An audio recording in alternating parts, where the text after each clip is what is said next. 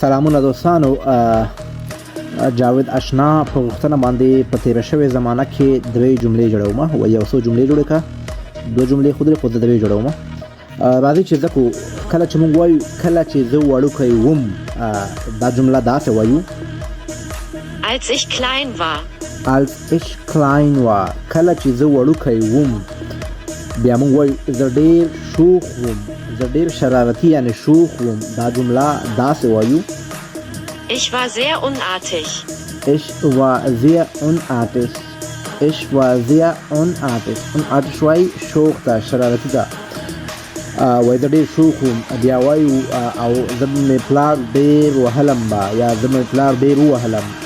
دا جمله داسې وایو: Und mein Vater hat mich oft geschlagen. Und mein Vater hat mich oft geschlagen. وایي زه مې پلار به ډېر ووهلم او وهلم به. ولې چې زه شوخ وم چې کله ماشوم وم. geschlagen وایي وهلو ته.